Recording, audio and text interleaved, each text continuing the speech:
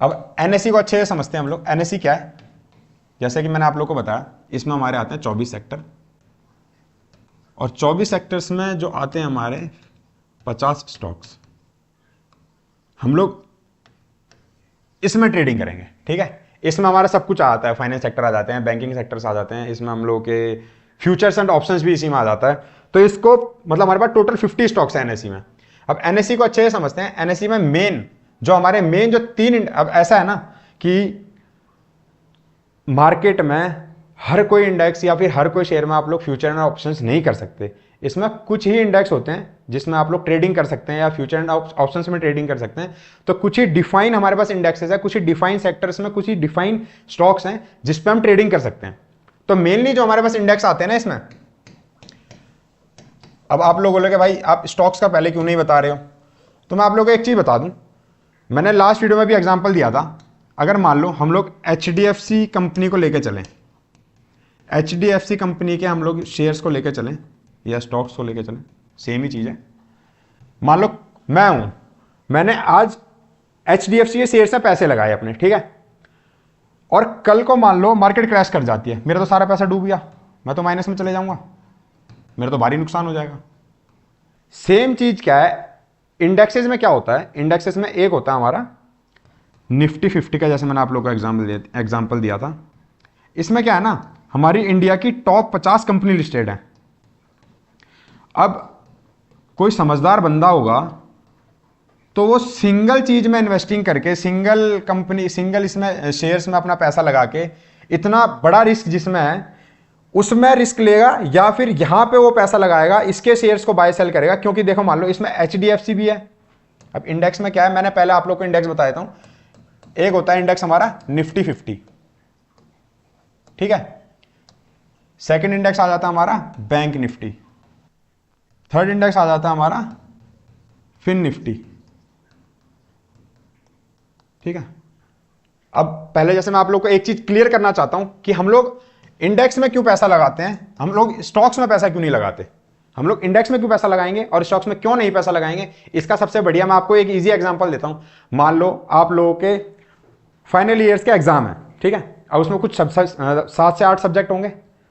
अब आप लोग, ऐसा तो नहीं है कि आप एक सब्जेक्ट पढ़ के पूरा सेमेस्टर पार कर जाओगे, आप फाइनल ईयर क्रॉस कर जाओगे। आपको सारे सब्जेक्ट पढ़ने पड़ेंगे, मेहनत करनी पड़ेगी पूरे सारे सब्जेक्ट में।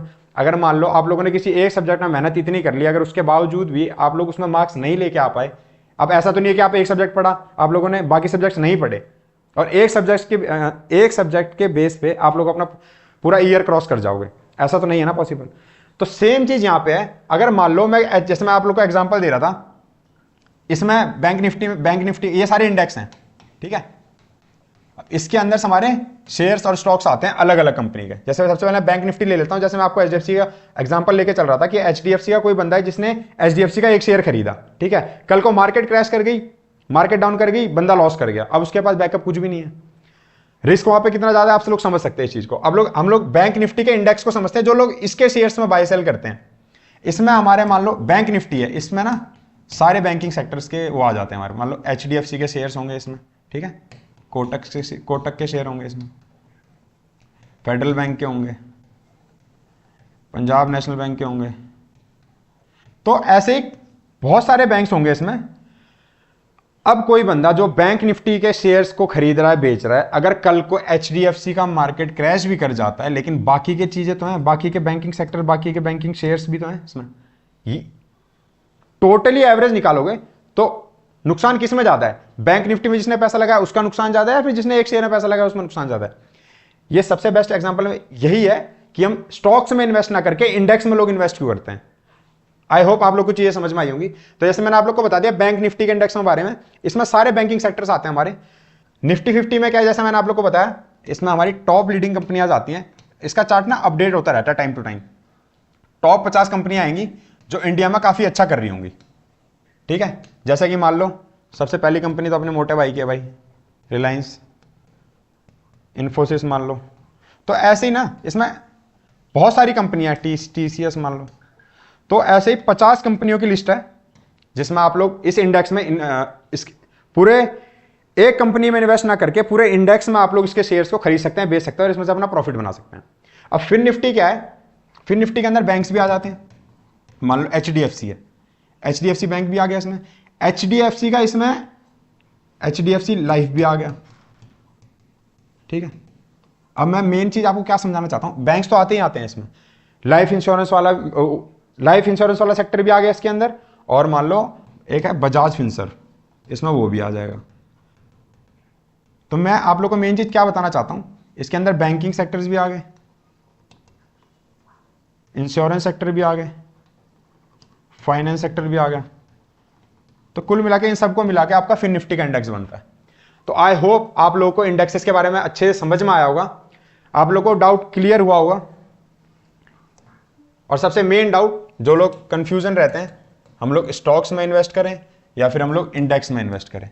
तो मैंने आप लोग को एग्जांपल दे दिया है कि अगर कोई बंदा स्टॉक्स में इन्वेस्ट करता है तो उसको किस चीज़ की दिक्कत होती है, और कोई बंदा जो इंडेक्स में इन्वेस्ट करता है उसको किस चीज़ का प्रॉफिट और किस चीज़ की दिक्कत है। तो मतलब कंपैरिजन मैंने आप लोग को बता दिया।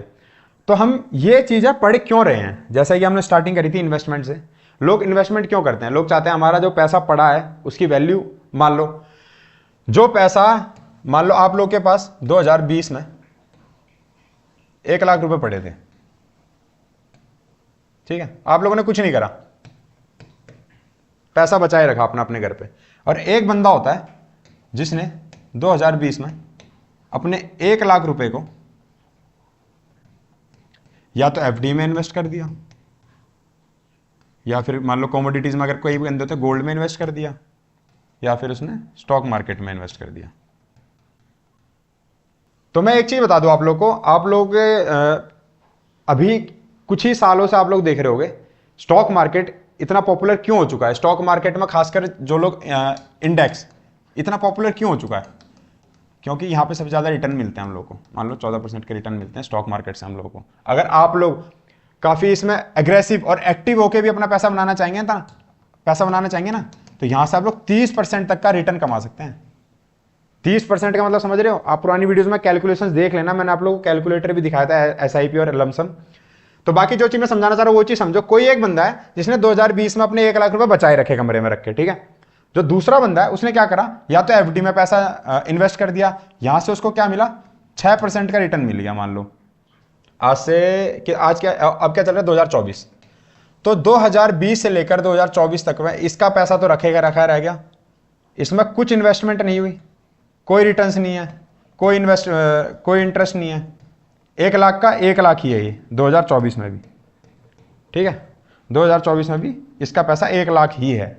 अब जिस बंदे ने 2020 में मान लो FD में वो कराओ, FD में इन्वेस्ट कराओ अपना 1 लाख रुपए, तो 6% की ग्रोथ के साथ उसके पास 2024 में पैसे होंगे। जिस बंदे ने गोल्ड में इन्वेस्ट कराओ, तो गोल्ड ने जितना भी लास्ट 4 ईयर्स में रिटर्न दिए होंगे उसके साथ 1 लाख में प्लस आप कर देना, जितना भी रिटर्न इसने दिया होगा उस हिसाब से इसके पास पैसे होंगे। जिस बंदे ने स्टॉक मार्केट में लगाया होगा तो उसका तो मैंने आप लोग को बता ही दिया। तो मेन चीज मैं आप लोग को यही समझाना चाहता हूं, अगर किसी बंदे के पास पैसे हैं, अगर वो इन्वेस्ट नहीं कर रहा है, तो वो 2020 में जो 1 लाख रुपए थे ना आप लोग के पास, 2020 में जो 1 लाख रुपए थे ना, 2024 में आने तक एक तो इसकी वैल्यू गिर गई।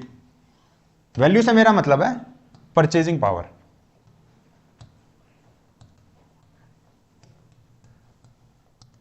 जिसको हम लोग बोलते हैं इन्फ्लेशन। इसमें हम लोग का क्या लग जाएगा, इस पैसे में क्या लग जाएगा, रखे रखे इन्फ्लेशन लग जाता है। इन्फ्लेशन क्या होती है, परचेजिंग पावर। परचेजिंग पावर क्या हो जाएगी, कम हो जाएगी। जो चीज आप लोग 1 लाख रुपए से 2020 में खरीद सकते थे, बेच सकते थे, जो भी कर सकते थे, वो आज आप 2024 में सेम चीज नहीं, सेम उतना नहीं कर पाओगे। ये चीज है। अगर 2020 में जिस बंदे ने अपने 1 लाख रुपए इन्वेस्ट कर दिए होते, एक तो इन्फ्लेशन से बच जाता वो बंदा, ठीक है, और ऊपर से क्या होता है, जो भी उसने रिटर्न्स बनाए होते, चाहे उसने FD में इन्वेस्ट करा होता, चाहे उसने स्टॉक मार्केट में, चाहे उसने गोल्ड में, चाहे उसने किसी भी चीज में इन्वेस्ट करा होता, तो आज वो इन्फ्लेशन से ही बच जाता, और जो इंटरेस्ट कमाता, जो रिटर्न्स मिलते, वो अलग ही है। तो मेन चीज मैं आप लोग को यही चीज समझाना चाहता था कि इन्वेस्टमेंट का हमारा जो पर्पज होता है, मेन होता क्या है, लोग अपने पैसे को ना डबल करना चाहते हैं। लोग के दिमाग में होता है हमारे पास 100 रुपए पड़े हैं, हम लोग पैसे से पैसा कैसे बनाएं। तो मैं आप लोग को एक चीज समझाना चाहता हूं, रूल ऑफ 72। अगर आप लोग कैलकुलेट करना हो ना कि हमारे पास इतना इंटरेस्ट, इतना रिटर्न हम लोग इतने सालों में कमाएंगे, तो हमारा पैसा डबल कितने सालों में हो जाएगा। तो एक बहुत ही अच्छा रूल है। मान लो आप लोगों ने बैंक में एफडी में आप लोगों ने अपना पैसा रखा और कुछ सालों बाद आप लोगों ने बैंक से रिटर्न ले लिया 6% का। तो मान लो अगर आप लोगों ने कुछ पैसे लगाए तो वो पैसा डबल होने में अगर 6% का आप लोगों को बैंक रिटर्न दे रहा है तो उसमें कितना टाइम लग जाएगा डबल होने में? तो इसको हम कर देंगे 6 से डिवाइड। तो ये आ गया हमारा 12 साल। 12 साल लग जाएंगे आप लोगों के। अगर आप लोगों ने 1 लाख रुपए लगाए होते तो 1 लाख से 2 लाख होने में इसको 12 साल लग जाते। अगर यहीं पे मैं बोलूं किसी बंदे ने एफडी में इन्वेस्ट ना करके किसी बंदे ने अपना स्टॉक मार्केट में इन्वेस्ट करा होता या फिर किसी कंपनी के शेयर्स में इन्वेस्ट करा होता और वहां से उसने 12% का शेयर मतलब 12% के रिटर्न कमा लिए होते तो उसके कितने साल लगते हैं? 6 साल। तो यही चीज मैं आप लोगों को समझाना चाहता हूं कि आप लोगों को इन्वेस्टमेंट समझनी पड़ेगी। तो इस तरीके से समझनी है। पहले तो आप लोग अपना एक पर्पस समझ लेना कि मैं इन्वेस्ट किस चीज के लिए कर रहा हूं। सालों के लिए इन्वेस्टमेंट कर रहा हूं या अपने बच्चों की शादी होने के लिए इन्वेस्टमेंट कर रहा हूं या अपना एक घर लेने की सोच रहा हूं। तो इन्वेस्टमेंट काफी अलग अलग तरीके की होती है। इस वीडियो में मैंने आप लोगों को काफी चीजें समझा दी हैं कि अलग अलग चीजों में कैसे इन्वेस्ट किया जाता है। पहले अपना पर्पस बना लेना, अपना एक गोल बना लेना आप लोग कि मैं इस चीज के लिए इन्वेस्टमेंट कर रहा हूं। तो उसी हिसाब से म्यूचुअल फंड्स में भी अगर आप लोग को इन्वेस्ट करना होगा ना तो उसमें भी आप लोग थोड़ा, जैसे हम आगे वीडियोस में, अब म्यूचुअल फंड्स के बारे में तो इतना समझाऊंगा नहीं, आप लोग के लिए मैं उस चीज के लिए अलग एक सीरीज ला दूंगा। तो एक ओवरव्यू तो आप लोग को एटलीस्ट ये मिल जाएगा कि अगर मेरे को इतने सालों के लिए इन्वेस्ट करा तो मैं किस चीज में अपने मतलब बैंक में इन्वेस्ट करूं, गोल्ड में इन्वेस्ट करूं या फिर म्यूचुअल फंड्स में इन्वेस्ट करूं या फिर स्टॉक मार्केट में इन्वेस्ट करूं। रिस्क के अकॉर्डिंग और टाइम के अकॉर्डिंग आप लोग को अपने रिटर्न्स देखने पड़ेंगे कितने बन रहे हैं। तो उस हिसाब से आप सही चीज चुन पाओगे कि मेरे को किस चीज में अपना पैसा इन्वेस्ट करना है। इस वीडियो के लिए इतना ही था। आई होप आप लोगों को ये वीडियोस अच्छे से समझ में आई होगी। इस वीडियो में मैंने आप लोगों को सारी अपनी जो पुरानी वीडियोस हैं उसकी एक समरी, उसका एक ओवरव्यू दे दिया है और 2-3 चीजें मैंने आप लोगों को एक्स्ट्रा भी समझाई इस वीडियो में। आई होप आप लोग साथ में नोट्स बनाते होंगे। बाकी मैंने आप लोग को एक क्वेश्चन जरूर पूछे थे अपने पुरानी वीडियो में कि हम एक बुक करने वाले थे साथ के साथ। तो मैं चाहता हूं कि मैं उस बुक के लिए एक सीरीज लेके आऊं या फिर इसी सीरीज में, इसी वीडियोस के या तो एंड में या तो स्टार्टिंग में या बीच में उस सीरीज के कुछ चैप्टर मैं आपको साथ के साथ समझाता रहूं। तो मैं मिलता हूं आप लोग को नेक्स्ट वीडियो में। जब तक के लिए सभी खुश रहिए और पढ़ते रहिए और नोट्स जरूर बनाना साथ में। ये नहीं कि वीडियो देखी, बंद करी और अपना घूमने फिरने चले गए। तो प्लीज नोट्स बनाना और कमेंट सेक्शन में जरूर कमेंट करना कोई डाउट हो आप लोग के। तो मैं आप लोग को मिलता हूं नेक्स्ट वीडियो में। तब तक के लिए बाय बाय।